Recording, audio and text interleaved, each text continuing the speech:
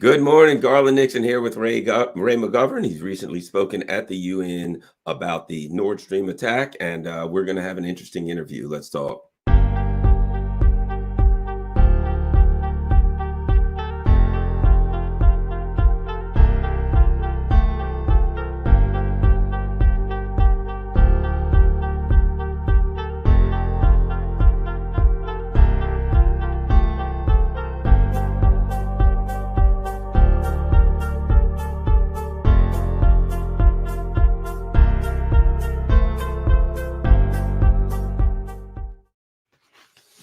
Good morning, Ray. Morning, Garland. Good morning. I'm having some weird issues. Oh, there we go. I needed to go live on Rockfin, and that wasn't where, sometimes when you're doing multiple streams, it can be difficult to figure it all out when you're not quite as as knowledgeable technologically as some of these young people, but I think we got it going.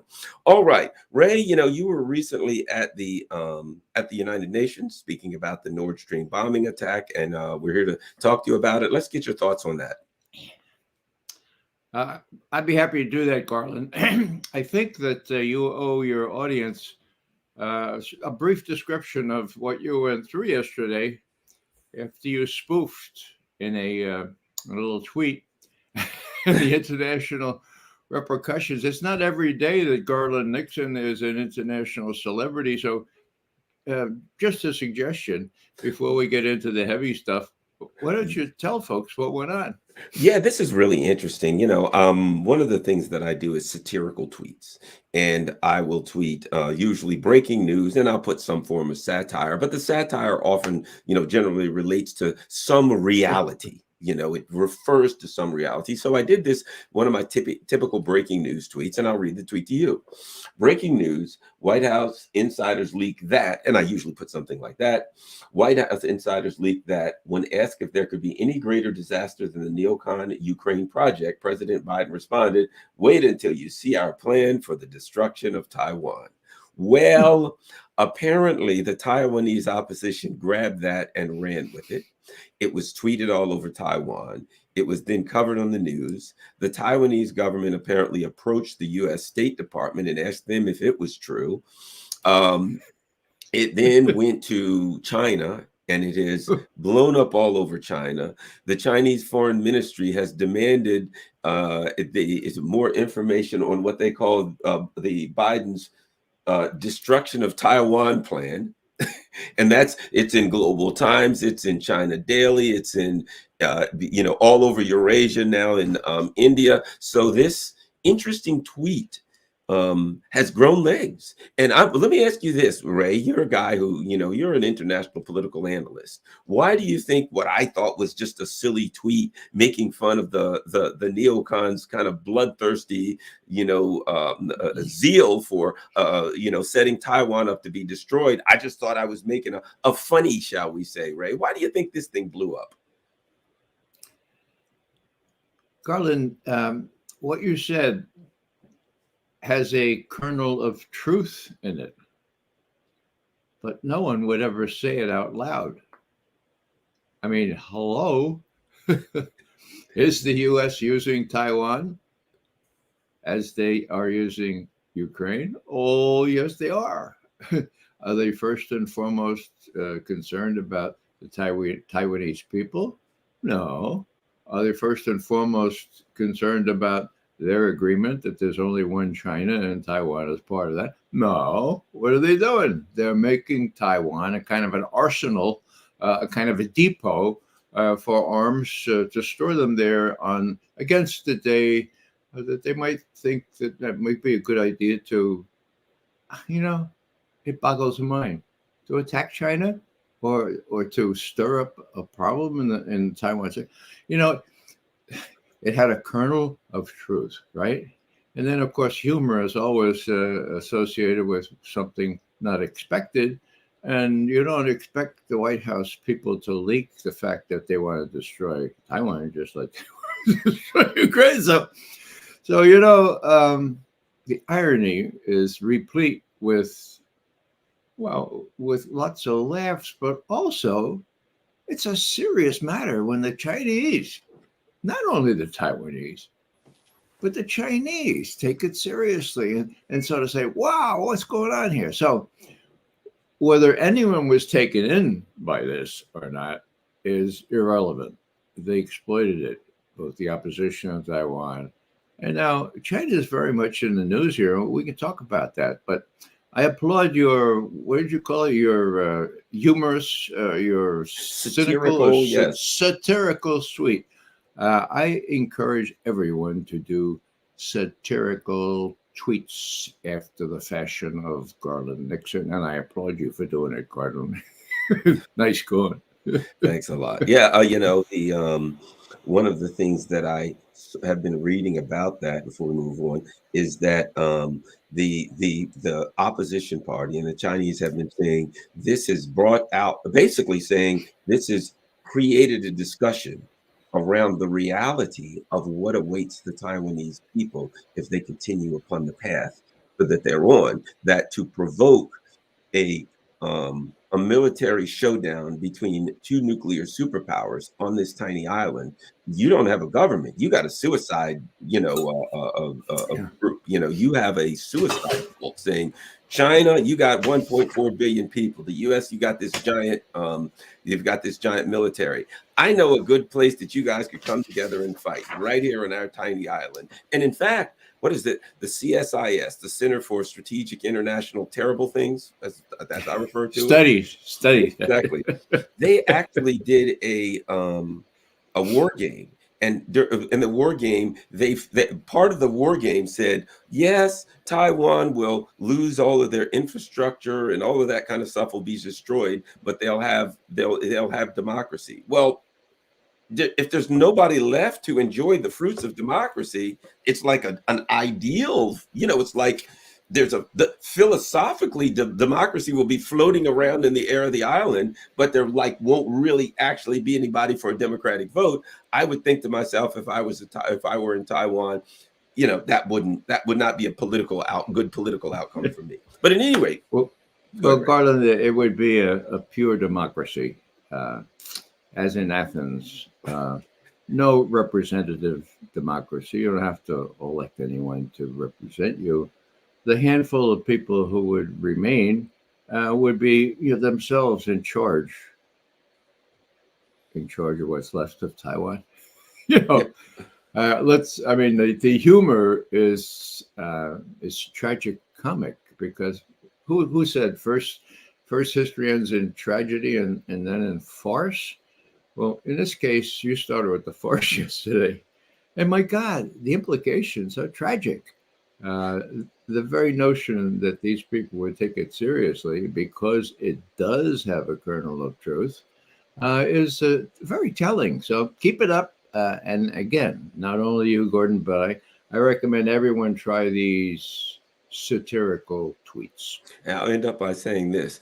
Ray, I love to read. I read books. I've read a lot of books, and I can see behind you that you're a man who is very well read also. I would recommend a book for the people of Taiwan. It's called Lord of the Flies. You might want to read Lord of the Flies.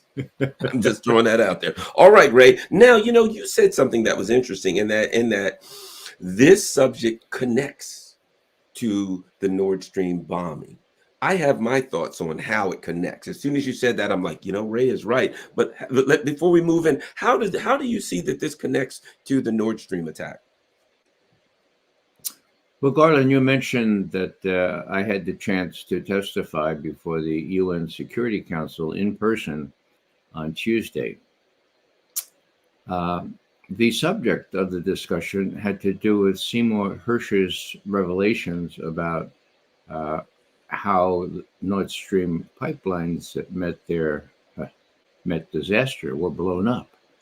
And of course, for those who don't know, the answer that Sy did through his typically meticulous investigative techniques, relying mostly on one specific source with access to this information, the U.S. blew up those pipes.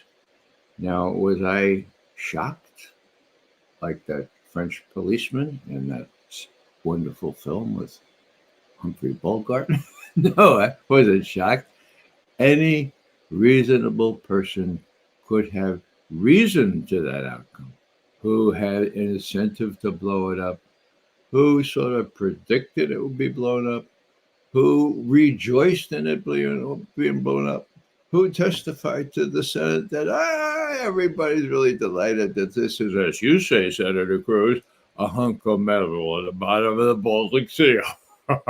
Well, it doesn't take a genius to figure out the U.S. wanted this done. The thing that, before I forget to mention this, I went back and I looked at that clip, Biden saying, it will not go through. We will be able to stop it, okay? Now, if you go ahead and listen to the rest of the thing, you'll see the Chancellor of Germany, Olaf Scholz, at the next podium. And to her credit, the Reuters correspondent asked him, I said, well, what about you, Chancellor Scholz? You pretty much own most of the pipeline. Do you agree with the president?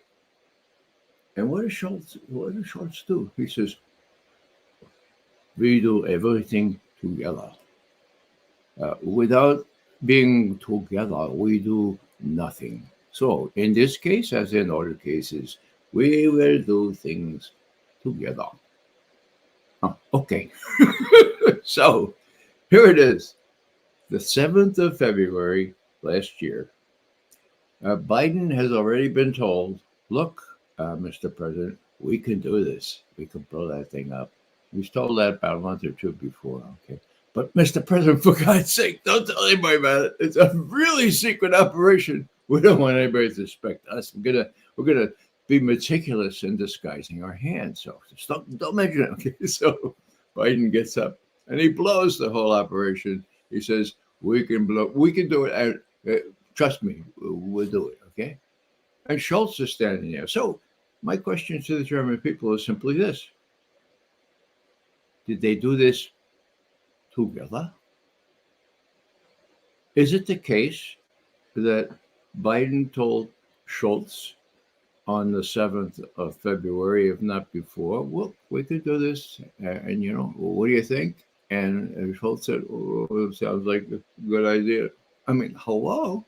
It's either that or Biden surprised Scholz in September. Several months later, it was blown. Now, the other part of that story is, and this is not generally known, Joe Lauria has done some really good writing on this. Why did they wait until September to blow the thing up? I mean, there was some danger in that, could be discovered, or, these even C4, even this kind of explosive or the detonator, they can go old, they can get rusty. Why did they wait till September? They knew they could do it at least as early as February. Well, if you look back at the reporting, in September, there are reports that the Germans were talking to the Russians about turning on the pipelines. So much so that Putin made a little speech first week of September last year. And he said, look, you come to me and you say you're worried about the lack of cheap gas to drive your economy. You're worried about keeping warm this winter. Hey, it's pretty simple. Hey, we just turn on the pipeline. That's it. Okay. 2 weeks later, there's no pipeline. My God, Now, I'm careful as an analyst to say there is fallacious reasoning which says post hoc ergo propter hoc, namely, just because something happens after something else doesn't mean it happens because of something else. But I mean, the coincidence and timing there is really interesting, though. And the question about why they waited until September, that's also interesting. So, I think you put all these little strands together, and I would expect, I haven't seen any reports yet from the demonstrations, nationwide demonstrations in Germany today, okay? I haven't seen any initial reports, but I imagine that even the very servile population of Germany Servile? Well, the war's been over for 78 years, guys. You don't have to act like an infant or an adolescent anymore. And more specifically, what's today? Today's the 25th of February. It's almost exactly the 90th anniversary of when the German parliament, the Reichstag, was blown to smithereens. Why do I mention that? Well, the Nazis only had about 44% of the parliament at that time. They were in the minority. They were growing, but there was still something called Democrats. I mean, yeah, they call them. They were social Democrats, but they're Democrats. Then there was the Catholic Party, the Centrum Party. What did they stand up to the Nazis when the Nazis tried to exploit this burning of the Reichstag? Some people think it was a provocation, and I believe it probably was. Did they stand up? No.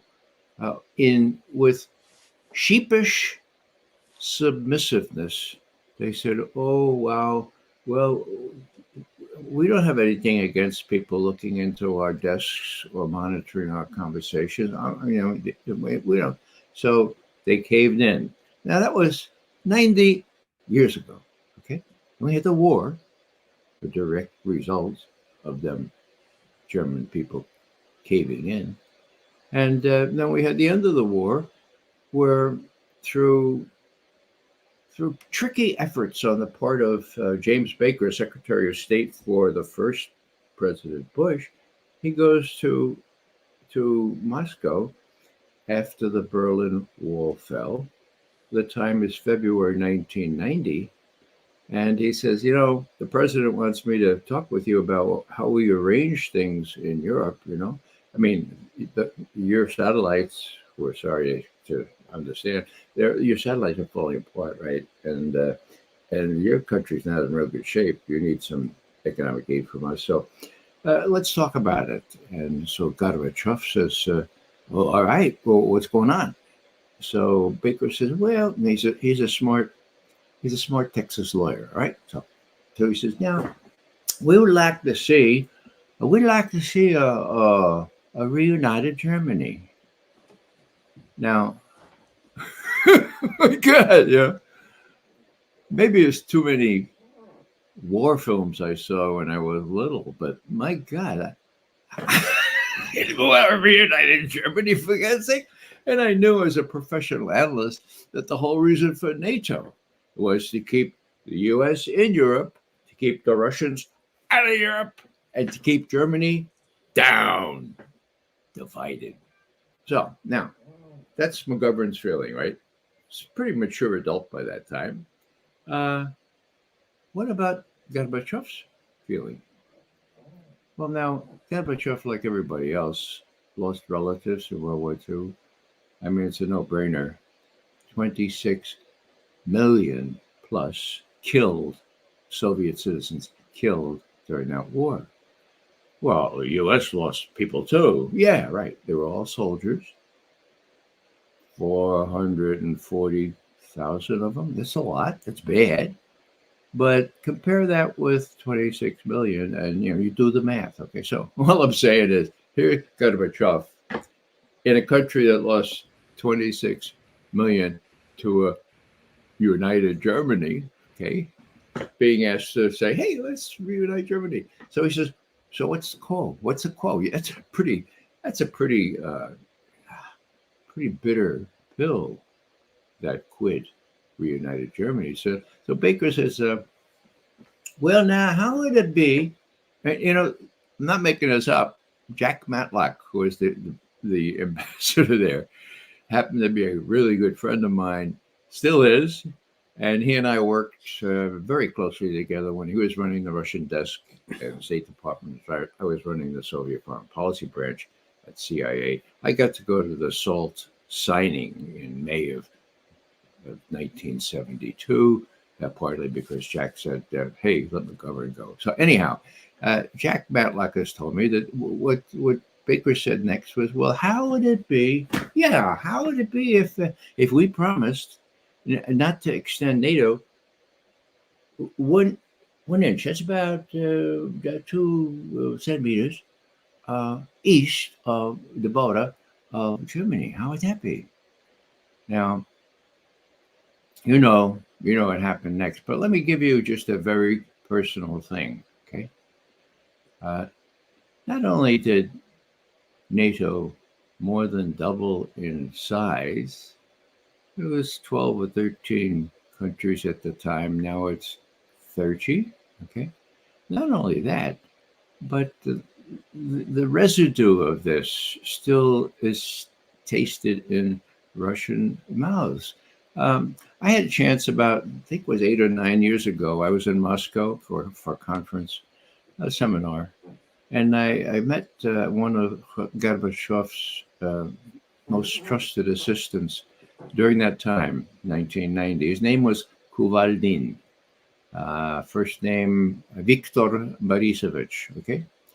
So I said, Mr. Kuvaldin, we were having drinks. I said, can you tell me sincerely why it was that suggestion, that deal suggested by a lawyer of all things, James Baker, why it wasn't written down? I mean, my dad was a lawyer, and if I could count how many times he told me, get it in writing, Ray, get it in writing. Certainly. So can you explain to me why it wasn't written down? So Kuvaldin looks me right in the eye and he says, all right, I'll give you the two reasons we usually adduce.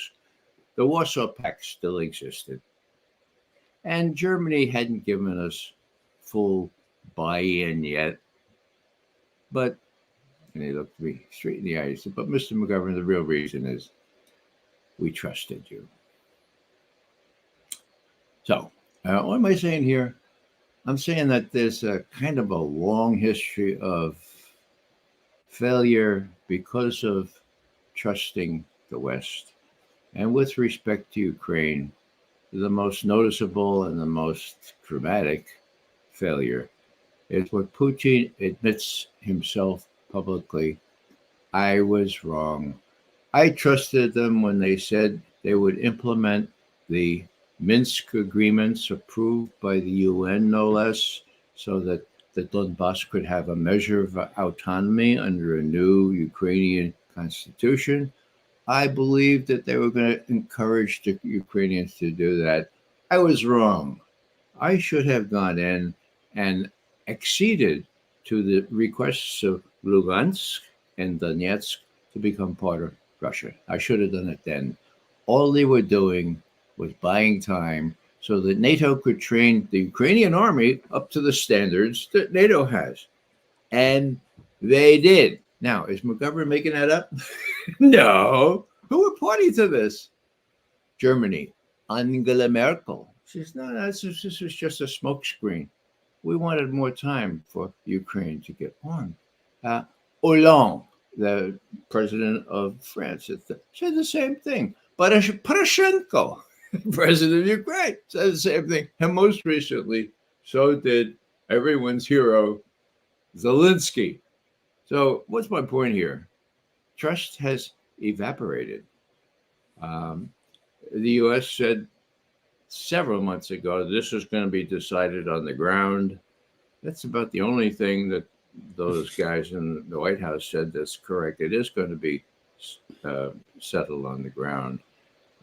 Russia is not losing, as the chairman of our Joint Chiefs of Staff assures us is the case. They're not losing. They're winning. And the question is, this spring, or even just next month, three weeks before spring, right? There's going to be an Russian offensive. And there will be very little left between the Russian forces and the Dnieper River.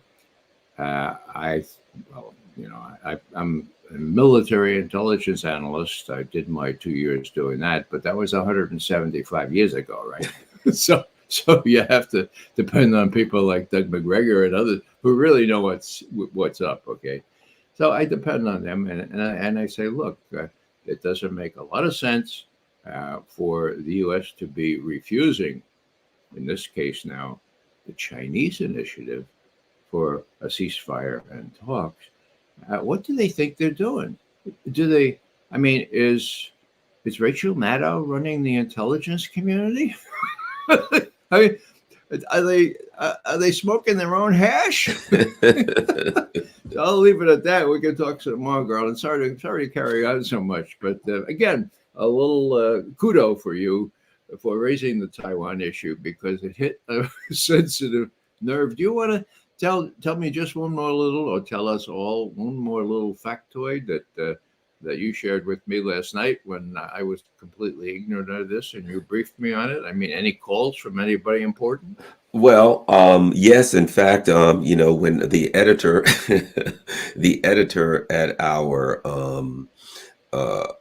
news outlet came to me and said they'd heard from the people in their foreign ministry office about that. Not that they were angry or anything like that, but that there had been contacts. And basically what they said was, if somebody wants to get in touch with Garland, we need his information. But clearly the Russian foreign ministry was aware of what was going on, and which wouldn't surprise me at all for this reason.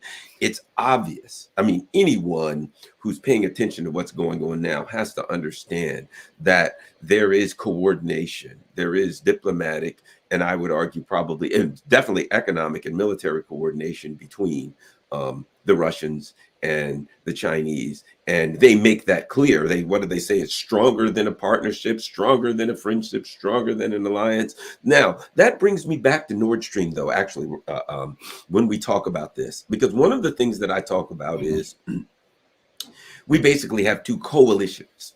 We have the U.S. empire and its colonies, vassals, whatever you want to call Europe, and a Eurasian coalition centered around the strategic alliance between Russia and China. I would say that's the heart of it, but you've got other powerful entities. Now you've got India, Saudi Arabia, Iran, Brazil, a lot of powerful entities and potential powerful entities, such as Venezuela. If their oil gets back on the market, they are the Saudi Arabia of South America, potentially. A big issue when it comes to coalitions is what's the glue that holds a coalition together? When you look at the Nord Stream bombing, I think that is over, people look at it like, oh, the U.S. got away with it. Over the long term, I think that's a crack. That's a fissure that can't be repaired in their coalition. And anyone that they try to bring into their coalition, they've been saying to the Africans, you must be with us or against us. You join us on Ukraine. You got to be on the outside looking in saying, I don't like the way you treat your friends. You got to be on the inside looking at it saying, Ukraine's in that coalition, Germany's in that coalition. So how does the Nord Stream event affect the long-term health, shall we say, of NATO and the U.S. empire's ability to bring friends in or to have allies or to have a coalition? Well, Garland, I'm glad you read lots of books and everything else that's going on, because that's a real good question. The question is, can this be kept under wraps in Europe? Now, today will be crucial. In my view, if the Germans mount a countrywide demonstration event, that will speak volumes. They are sort of still a democracy, even though they have a big patron, a very powerful patron in quotes in the U.S. But I think the Germans are sophisticated enough, and maybe they're shivering enough right now, and maybe their pocketbooks are getting empty quicker because of what they're paying to heat their homes and to heat their industries. So what will happen? Well, as long as this is kept under wraps, nothing. Can it be kept under wraps? Well, I thought the New York Times could keep this under wraps forever. I think they still have. I haven't checked this morning, but this was February 8th, right? Today's 25th. So far, so good for the New York Times. But, but, the Washington Post, of all places, reporting on Tuesday's Security Council at the UN proceedings, and mentioning not only Jeffrey Sachs, Professor Sachs, but Mr. Mcgovern, reported that it all had to do with this report by Seymour Hersh, and in the in the online version of the Times, they included a live link to the Substack publication of Cy's article. Now that shocked me. I mean, it didn't shock anybody else, but I thought the Washington Post would be able to keep this suppressed, just like the Times still has. So, what does that mean? Well, that means that whether for political or other reasons, there's lots of fodder there for people to chew on, and lots of controversy that can be attached to, well, what are we really doing there in Ukraine? And does it make any sense? And who's with us? Who's with us? Well, the Rachel Maddow, I'm sorry, not April Haynes. I get the two mixed up because April Haynes is the director of national intelligence. She often says the same thing as Rachel Maddow. For example, China. The last I heard from Haynes, now she doesn't talk to me personally, but her last public remark was, well, there's going to be a quiet period now in Ukraine as people kind of gear up. And this spring, we fully expect the Kiev forces to take the offensive, the counteroffensive. Okay. And besides, with respect to China, they're still playing a really, really distance, a clever game. They're kind of wishy-washy. They're sort of, they're keeping their options open, because we'll put a lot of pressure on China not to give any arms to Russia. Well, blah, blah, blah, right? Well, Russia doesn't need any arms from China. It's all manufactured. And they're not playing it smart. They're not playing it equally or in a reserved way. The Chinese issued 4 days ago a statement that is remarkable in its acerbic context. They take off after the U.S. in a most direct, a most volatile way. My Chinese analyst friends tell me they haven't seen the like of it ever. And as you know, at our session on Tuesday, the only other country that spoke in favor of the Russian resolution. Now, I should say the Russian resolution said, look, we have this Seymour Hersh report. We don't know what happened. If the Security Council is worth anything, I think we should investigate. What do you think? That very day, by coincidence, the Danes and the Swedes and who else? The Germans had issued a paper saying, "Well, we're going to investigate. Don't worry about it. We're going to investigate." Okay. So those people say, we don't need to do it in the Security Council. No, it's going to be, look, this paper came in today. They're going to investigate. Well, what's the problem with that? Well, as Professor Jeffrey Sachs, who I admire greatly and who testified, really he spoke before I did, and he said lots of things that I didn't need to say then, okay? So what he said was, look, the Danes did investigate. I mean, the blowing up was on the 22nd of September last year. The Danes went right down into the water and investigated. And they know about this stuff. And not the Danes, I'm sorry, talking about the Swedes. Swedes, yeah. And the Swedes know all this stuff. And they have, they have really good divers and all that stuff. And so they've done that. And what they came up with was, we can't tell you. It's secret. We can't share this with anyone, not even our colleagues in Western Europe. So as Jeffrey Sachs points out, hello. So you're gonna depend on the Swedes and the Danes and Norway, who Cy Hersh says was implicated in pulling the trigger or putting the sonar device there. So what's my point? My point is simply that all these other folks who are getting all kinds of filthy lucre from the United States said, "Oh yeah, we don't have to do that. We'll leave it to the likes of the Swedes, all right?" And the only representative came in strong in favor of the Russian revolution. The Russian resolution, right, was the representative from China.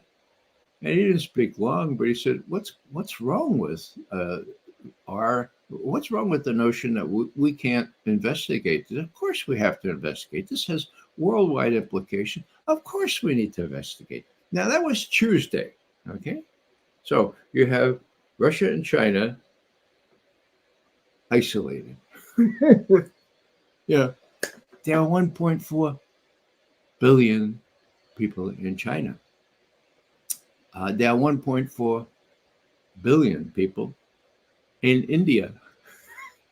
Count Indonesia, count Brazil, count Iran, count South Africa. My God, the U.S. is isolating all these people.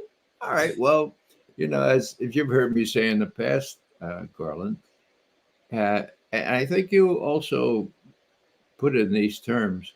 It's a bipolar world now. People talk multipolar, and that's right to a certain extent, but I prefer to describe it as bipolar, not only in the psychiatric sense, but in the fact that you have the lily white West against the rest of the world, 80% of them people of color. That's bad. That's awful. That's the kind of thing you want to avoid in international relations. So all I'm saying here is that, yeah, it was just China and Russia at the Security Council, a little different at the General Assembly, but it doesn't matter because the U.S. is the one that's become isolated here. And the problem is these very elite, exceptional, incredibly well educated people that are running U.S. foreign policy don't get it. I mean, they're naive in the extreme if they think they can talk down to the Chinese after the Chinese experienced the kind of imperial talk for centuries, that they can talk down to Russia that is armed now in a way that really sends chills down my spine because there's no possible defense against Russian strategic weaponry. And, all I'll add is simply that you have our military, Chairman of Joint Chiefs of Staff, Mark Milley. So 2 months ago, he says, no one's going to win this damn thing. He says this publicly. No one's going to win. They've stopped now, so I think this is time to negotiate. That was 2 months ago. What did he say last week or 2 weeks ago? We can win this thing. Russia is losing. Russia is losing bad. It has already lost in Ukraine. Now, what's that all about? That's all about a snivelly kind of puppet. It's supposed to be advising the president with the best advice of the military, and instead falling in line with the Rachel Maddows and the April Haynes people. And worst of all, and I'll stop here for a moment, there was a fellow who was named head of the CIA when Biden came in, and his name is William Burns. Now, I've met Burns. He enjoys a rather good reputation for professionalism. But if you're from the State Department, professionalism means you salute when the president tells you what to do. Now, CIA director is not supposed to salute when the president tells you what to do. He's supposed to say, and this happened a few times during my tenure, Mr. President, I have to tell you, that's stupid, that's crazy. I don't know where you're getting that plan, but that's not going to work. And if the president says, we're going to do it anyway, then you quit. Now, Bill Burns knows enough to know this is a cockamamie idea. It's eventually going to be discovered. It will really rattle our allies. We'll see how much in the coming weeks. And Mr. President, I strongly advise against this. As a matter of fact, if you go ahead with this, I'm resigning. You get some of my deputies to tell these CIA guys to do it. I'm not going to tell them to do that. But instead, according to Cy Hirsch, the president says do it. What does Cy Hirsch say? Well, he says that Bill Burns turned to his folks and he said, do it. So one side effect of that is further proof that you don't want anyone like someone coming up in the State Department by saluting and saying, yes, ma'am, that's a great, oh, man, that's a wonderful idea. You want somebody who can be a little bit independent. And the person I cited an example of that is Admiral Stansfield Turner, 4-star commander of the 6th Fleet. Maybe this would be illustrative. I'm going to tell you a story that Stan Turner told me in one green room way back, 15 years ago. We were both going to be interviewed. And I said, Admiral Turner, why was it that you really took charge of the intelligence community? And you even got the FBI to cooperate with you. And NSA, I mean, you didn't have any budgetary authority any more than any other CIA director. How did you do it? And he says, Ray, let me tell you how I did it. I said, yeah. I was out in the 6th Fleet, right? I'm underneath the flagship there in the Med. And I get this little hint from an adjutant who used to work for me. He says, the president's going to ask you to be the head of the CIA, to be head of the whole intelligence community with purview over the FBI, NSA, all these other things. So expect a call. Sure enough, half hour later, hi, that's Jimmy Carter. Before I become president, I want to sound you out on, would you like to be head of the CIA? Now, Stansfield Turner turns to me and he says, now, Ray, when somebody makes an offer like that, you only have about 2 minutes to figure out how you can make it work. And so I thought for 2 minutes and I said, Jimmy, or Mr. President-elect, I have a real hesitation to do that because, as you know, the Director of Central Intelligence is head of the community only in name. And the FBI goes and does what he wants. National Security Agency, same thing. So, Mr. President, I'm reluctant. I'm like you. I'm a naval officer, right? I know about the principle of accountability. I don't want to accept responsibility if I'm not in charge. I said, you said that to the president-elect? Yeah, that's what I said. What did the president-elect say? I'll fix it, Stan. Within 1 week, Jimmy Carter sent out a memo to all people related to intelligence, and it said, I have picked Stansfield Turner to be my new Director of Central Intelligence. You will do what he tells you to do, and I have told Admiral Turner that if there's a lack of cooperation by any of you, FBI, he didn't say FBI, it's very clear, he's going to come directly to me and tell me about it, and I'll fix it. Wow, an executive order, okay? So all I'm saying here is that the head of the intelligence community, in this case, not Rachel Maddow, now April Haines, yeah. April Haines, right? Okay, that's Freudian slip. It's sort of deliberate. Okay, so I know it's Rachel. Yeah, I know it's April Haines. But April Haines, the head of the entire intelligence community, gave me a break. Okay, and Bill Burns, head of the CIA. It doesn't work without guts, without authority, without having made you a personal mark in life, like 4 stars on your thing, and you don't give a hoot about what others say, and you don't, worst of all, the best of all, actually, is you don't think that you're part of the president's team. You're not part of the president's team. You're direct to the president. You're going to tell him like it is, and you don't give a rat's patootie about what State Department says or what the Defense Department says, or even what your underlings in the CIA say about, oh, we can blow stuff up. This is gonna be really fun. Okay, enough of that. I just wanted to get that in because it comes to light in situations like this. Bill Burns, to his discredit, saluted just that he was.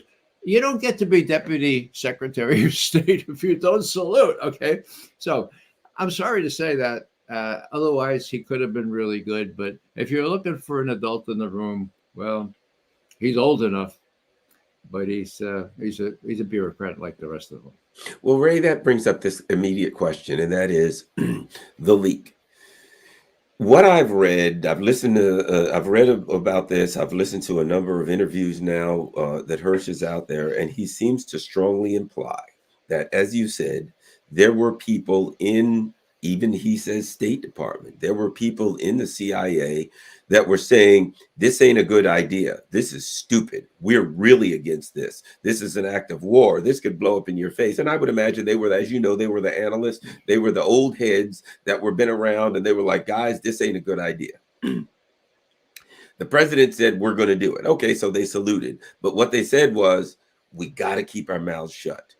And I would say when I look at this operation, and if I had to break it down, 80% of the operation was ensuring that it was covert. 20% of it was the physical acts of blowing the pipeline. The big part of this was, let's make sure that it's covert, no breadcrumbs. And as you know, as I was coming to law enforcement, I was investigating. That's why I look at it like this. They looked at it and they said, all right, they probably looked at their investigators. If you were investigating it, what would you find? Let's close off all of the breadcrumbs. Let's make sure people can figure out that we did it, but we got to make sure that nobody can track it back to us.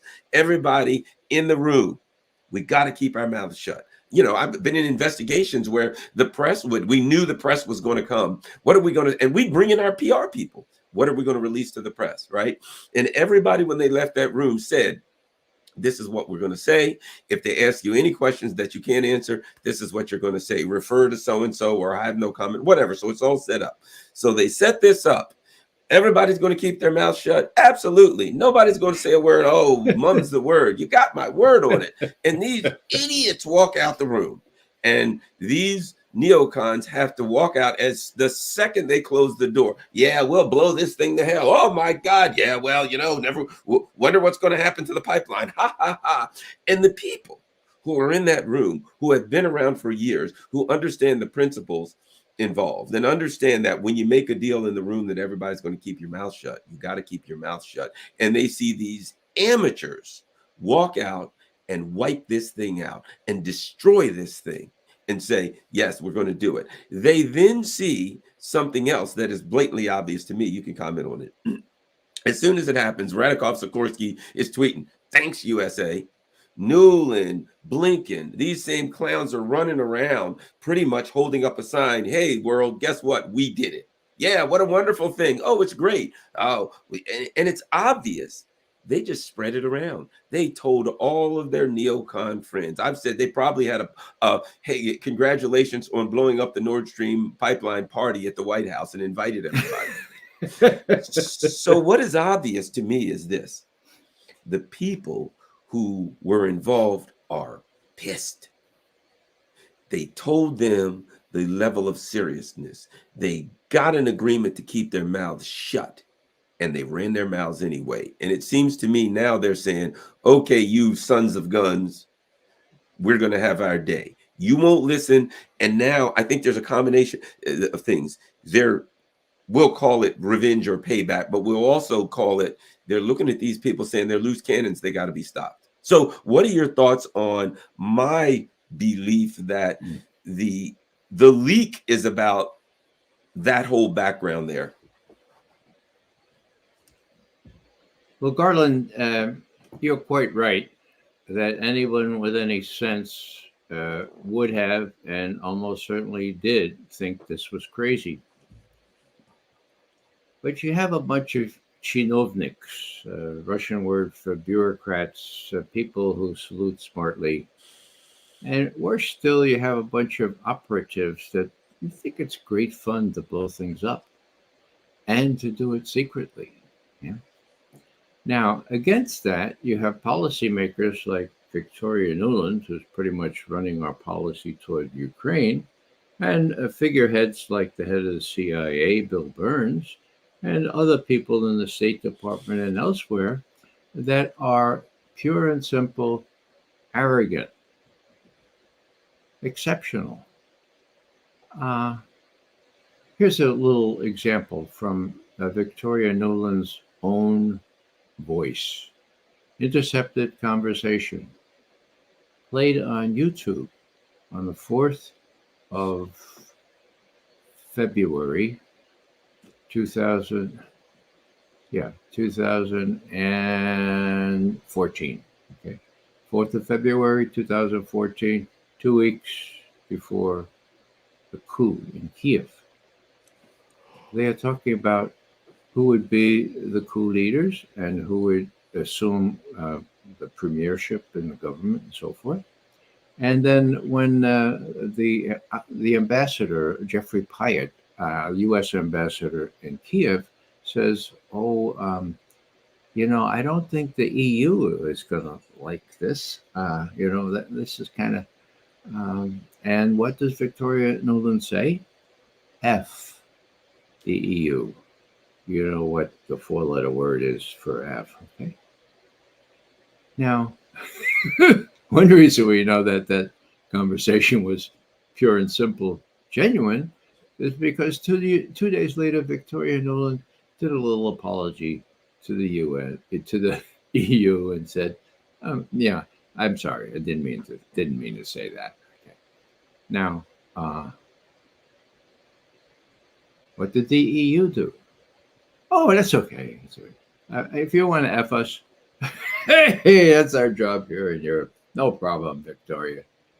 Did she apologize for the coup? No way. So this is the kind of overweening arrogance. It was the tragic flaw that led to the downfall of all the Greek heroes and Aeschylus, Sophocles, the Euripides. Overweening arrogance, they called it hubris. Okay, so these guys don't give a rat's patootie. They know that the EU will fall into line. They know that even the Germans will stand by, and unless they're forced to do so, not be held accountable. So that's the background here. Now, with respect to sensible people within, let's say, the CIA, I don't know how many of that kind are left. I don't know who's been signing up for the CIA after revelations about torture, after revelations about all kinds of bad things. But let's say there are a handful of honest people, okay?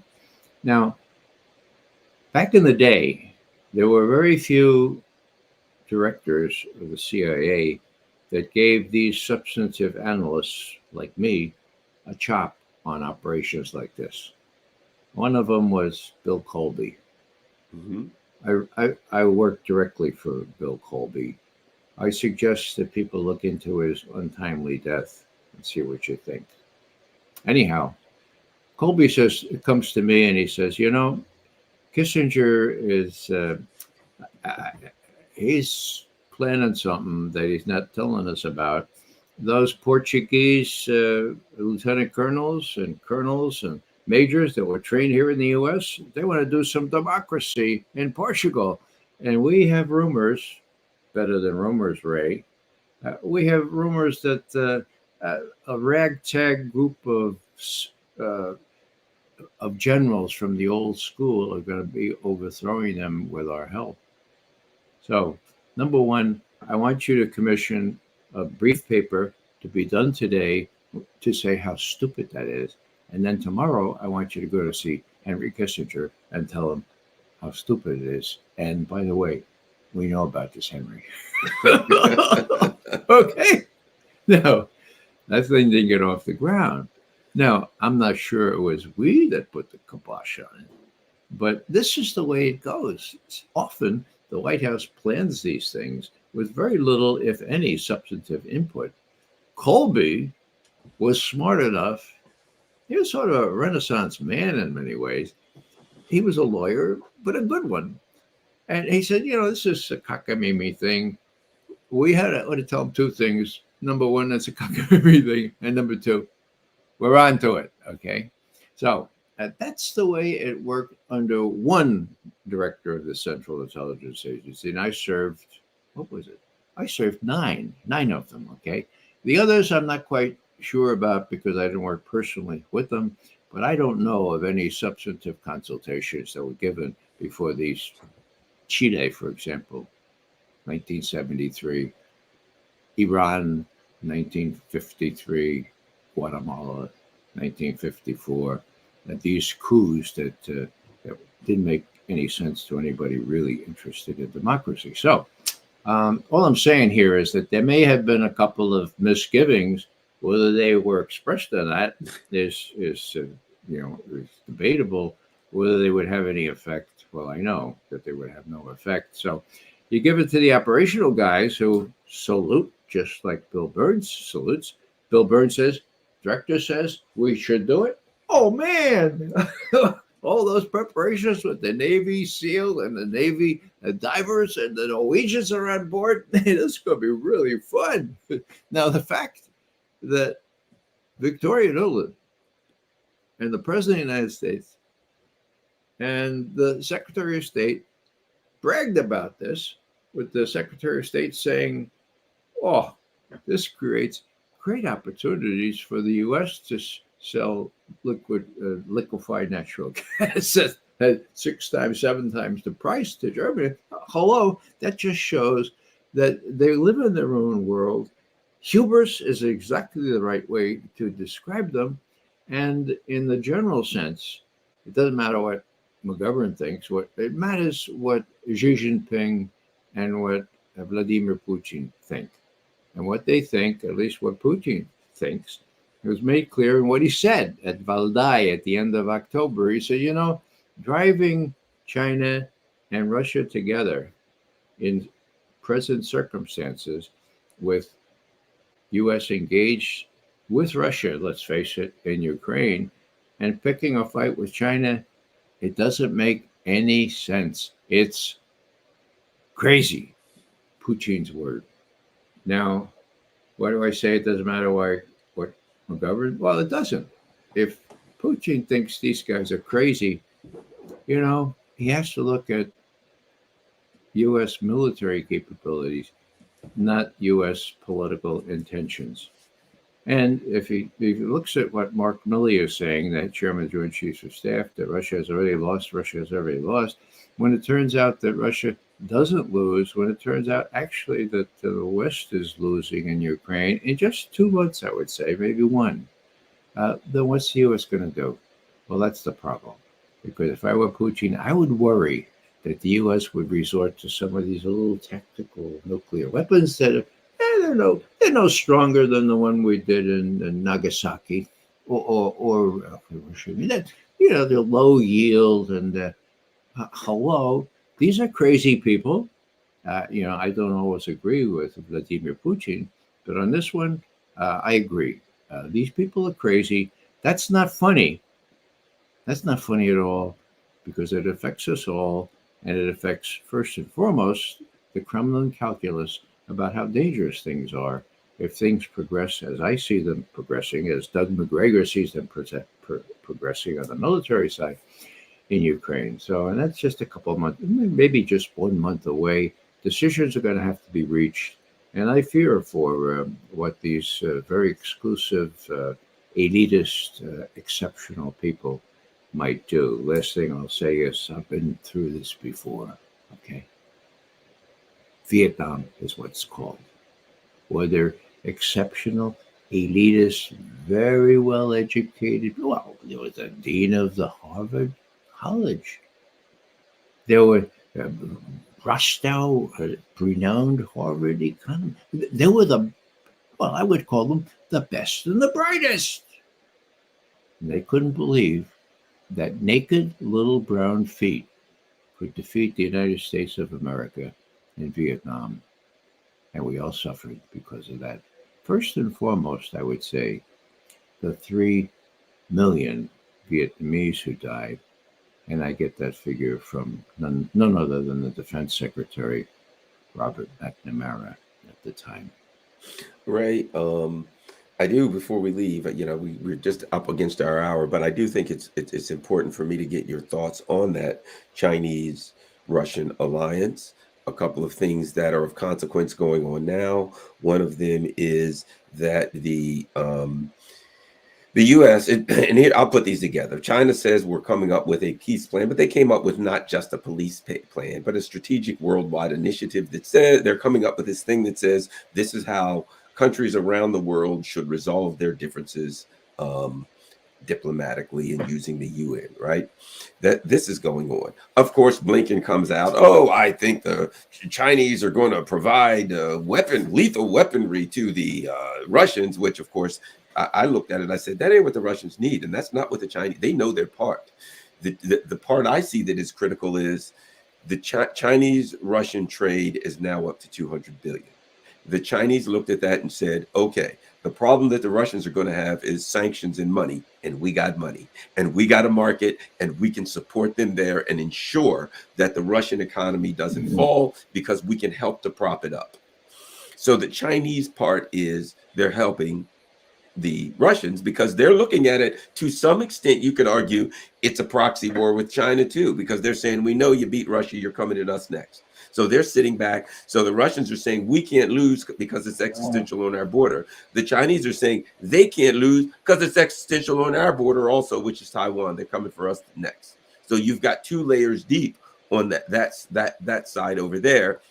So the point is the Chinese are economically supporting the Russians. They're coming up with documents to go after the U.S. for the perils of U.S. hegemony. Anyone out there, look it up. It's called The Perils of U.S. Hegemony, and it's a document that was released, a confrontational document that was released by the Chinese, which I think is also part of their strategy. And through all of this, Xi Jinping is planning on heading for Moscow. And as you said, timing is everything. If within the next 1 to 2 months, the Russians are planning on making some significant moves on the battlefield, whether they are or not, Xi Jinping is going to show up in Moscow.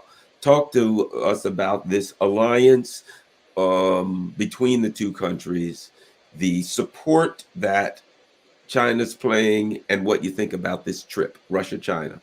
Ray Mcgovern. The Xi Jinping trip to Moscow has been planned for many months. The timing, however, as you suggest, is really important. By all indications, it will be late March, early April.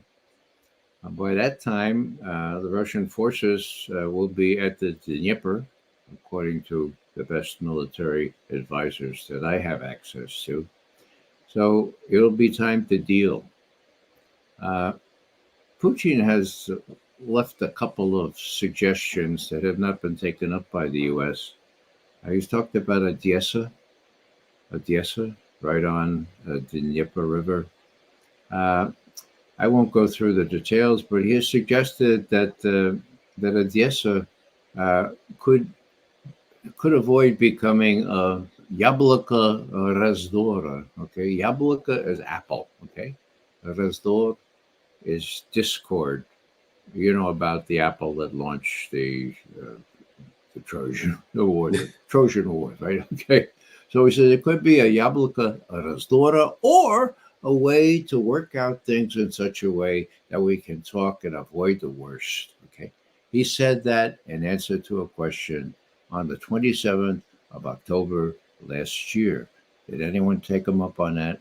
Well, maybe they will when Russian forces are at the Dnieper, because this was the only salvation for Ukraine. They need access to the Black Sea if they're going to be a viable nation. Okay, this would give them some way to arrange access to the Black Sea, and that way they could avoid simply becoming a farm for the rest of the EU. So what I'm saying here is that, that the push is going to come to shove, so to speak, just at about this time.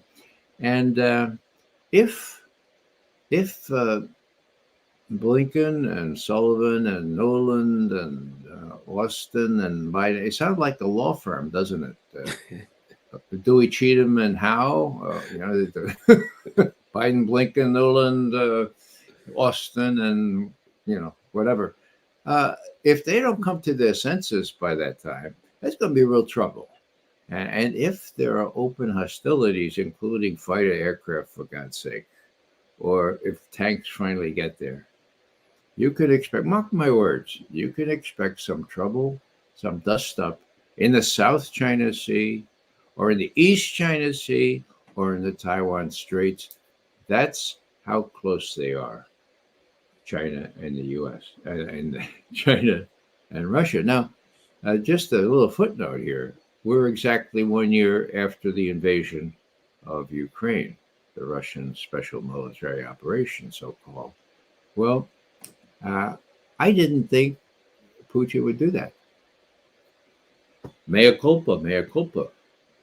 But the reason I didn't think he'd do that is because I thought China would never back that. I mean, the Chinese fundamental principle is sovereignty, the inviolability of international, the Treaty of Westphalia, for God's sake.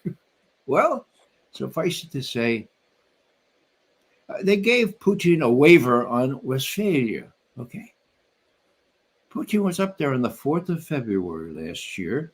They signed the document that you referred to, saying that there is no end to our strategic cooperation. They had earlier said that it's deeper, that it's more thorough than a traditional military alliance. So what does that mean?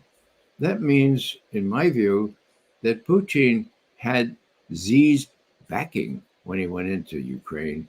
There is no underestimating the importance of that. Now, would Putin have done it anyway? I don't know. I mean, there were reasons to do it. After all, the Ukrainian army was about to attack Donbass, and we know that now from the Organization for Security and Cooperation in Europe, for God's sake. They had the evidence. So he might have done it anyway, but I think he did it with great confidence that he had 1.4 billion people behind him. First and foremost, Xi Jinping, who has called Putin his very best friend. So this is the end of the equilateral triangular relationship. Let's see if I can do this right here. Okay, it used to be sort of like this: China, Russia, and the U.S. Now it's an isosceles triangle. Bigger sides, Russia and China. U.S. on the short end, literally as well as figuratively. That's big.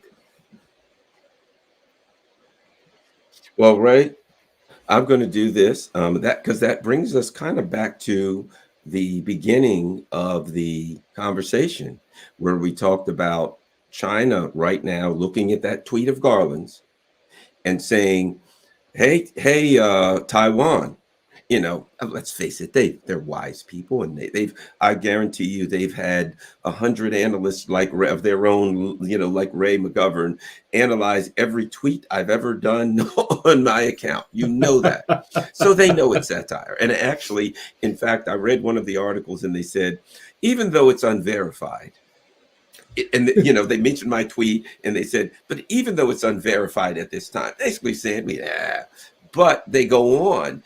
It's a way of saying to the people in Taiwan, look, guys, you have to wake up. You are being put in jeopardy. And I also think you got to add this. They have made it clear. We don't want to kill our brothers. These are Chinese people. We see these as members of our family. We don't want a war. We want to warn them.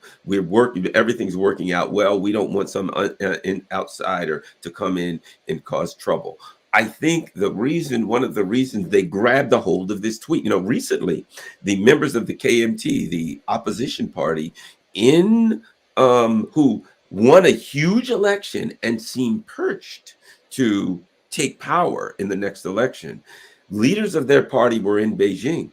meeting with the Chinese government, which leads me to the belief that the Chinese government are looking for a way to use diplomatic means to resolve their issues, to set themselves up so they don't buy into this. And it leads me to believe that, unbeknownst to me, how I got in the middle of this, my tweet was simply another tool that China's using to find a way to resolve the issue, to warn the people in Taiwan, to create an environment where they can hopefully resolve the issue in Ukraine in a way that's peaceful and beneficial to the world, and to say to the Taiwanese people, we don't want to hurt you and you don't want to be hurt. Let me share something with you before I get closing statements. I think it is critical to listen, for everyone watching this, to listen to what Lindsey Graham says about Taiwan. Putin made a big miscalculation. Almost 6 months into this war, Ukraine is bloodied but still standing unbowed. NATO is bigger, not smaller. The International Criminal Court is coming after Putin and his cronies, and we're going to strangle the Russian economy as long as they're the largest state sponsor of terrorism. So if you want to receive what Putin did, try to go into Taiwan. They're going to fight to the last man that did. Try to go into Taiwan. They're going to fight to the last man in Taiwan. Well, I don't think a tweet or anyone else could have made the point any better than Lindsey Graham when he made it clear. If you want to see, and what he says is, get what Putin got. Well, Putin ain't the one that's getting it. The people in Ukraine. Let me add this. Last week I was talked to some people, a Ukrainian woman. I was at Mcgovern, a great Russian restaurant in Washington, D.C. And I talked to a woman there who was Ukrainian, who recognized me and what have you. And she said, my family's in Ukraine. I talk to them every day, all over the place. And what they're saying is, we just want the bombs to stop dropping. We just want the war over.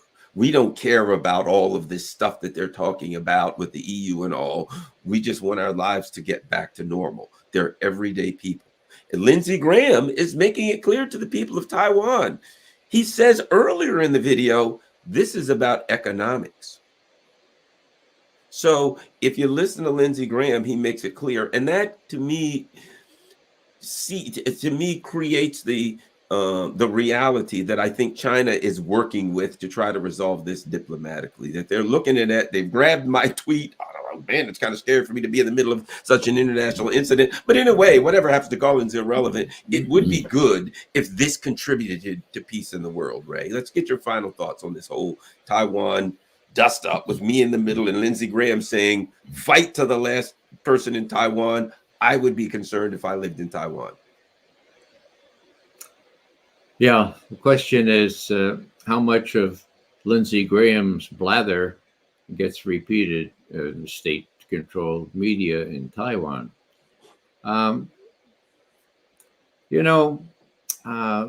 The phrase was used earlier, fight to the last Ukrainian, and also by Lindsey Graham. This is even worse. And let me tell you why. Lindsey Graham is from South Carolina. Lindsey Graham is a racist. You can see that in his voting. You can see that in his public record. Okay? Why does it matter that he's from South Carolina?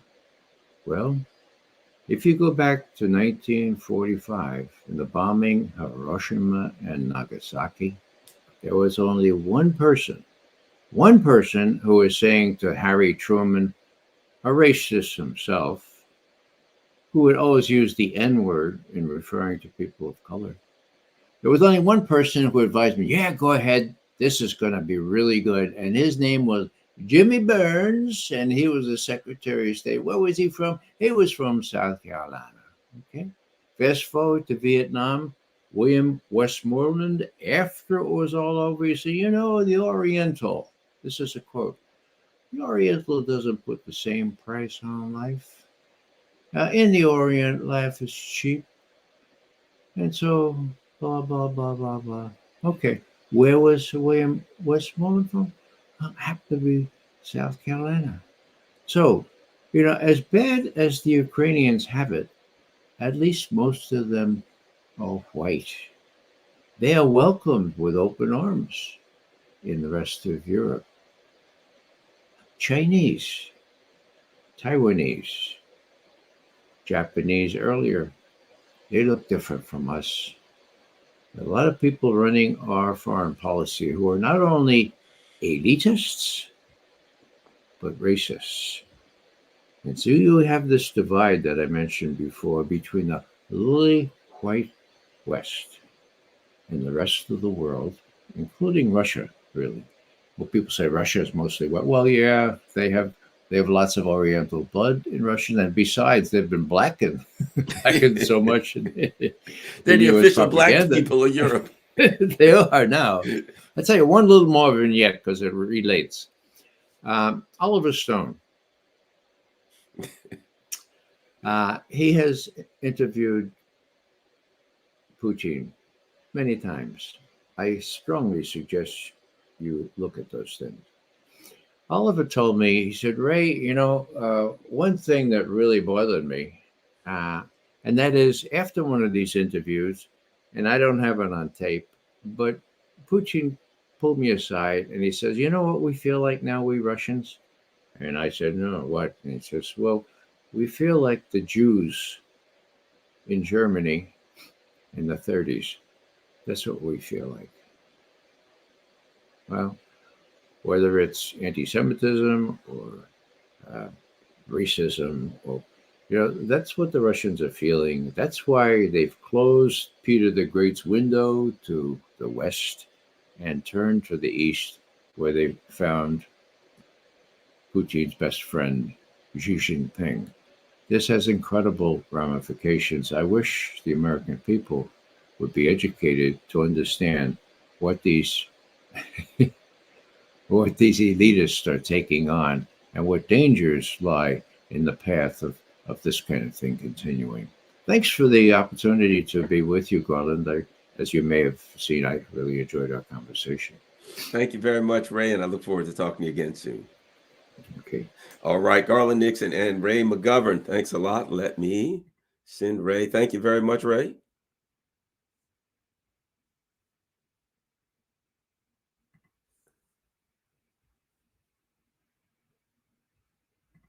All right, that's Ray Mcgovern, and that was a lot of fun.